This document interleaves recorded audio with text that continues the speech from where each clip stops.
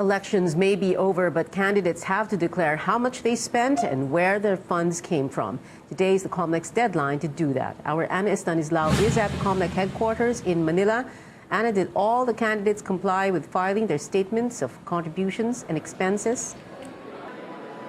Well, Pia, as of 5 p.m., 3 presidential candidates, including Miriam Santiago, Rodrigo Duterte, and Jojo Binay, have filed their sources, as well as 3 vice presidential candidates, including Alan Cayetano, Antonio Trillanes, and Leni Robredo. Now, the election campaign office right behind me is still processing other candidates. Now, after the closing, the names on the list are stamped, and that means those who have finished officially filing. Now, it's time for candidates to show whether they complied with the law on campaign spending limits. Among the presidential candidates, the biggest spender is Jojo Binay. He spent 462 million pesos and received contributions amounting to a total of 462.4 million. Now, going to the Vice President-elect Leni Robredo spent the most with an expenditure total of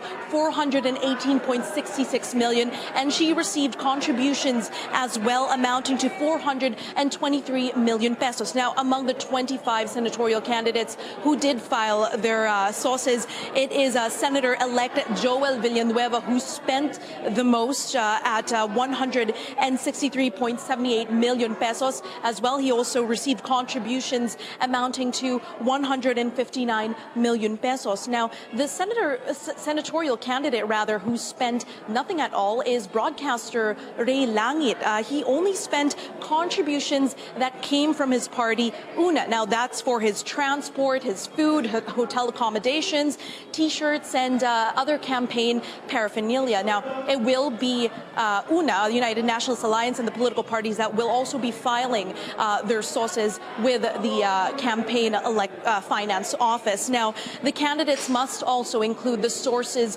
of the contributors, including the personal details and the contributed amount to that candidate. And also, they have to provide, the candidates who ran for the 2016 elections have to provide the advertising deals and broadcast logs. This is, which indicates the airtime that a candidate paid for their advertisements or commercials, whether it's the commercials on TV or on radio. Now, the Comelec is standing firm on the deadline for submission for declaring how much the candidates spent, and well, Pia, they better be truthful about it.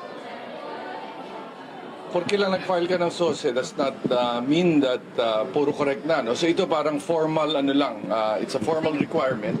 At pagka nakalagay na, then we will give you that certificate of formal compliance. Pero pwede pa ring repasuhin kung ano man yung mga numero na nailagay.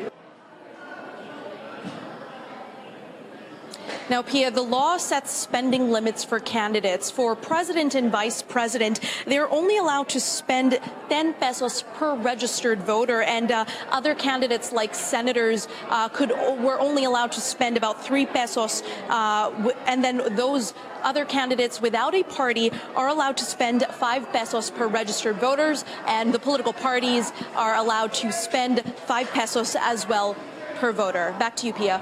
So, Ana, how long will it take the Comelec to audit these sources or statements of contributions and expenses? And then how long before they find out who among the candidates overspent?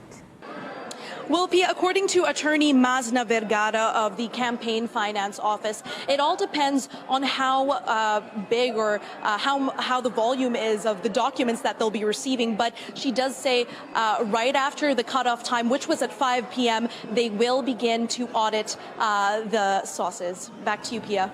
Thank you. Ana Estanislao reporting from Comelec.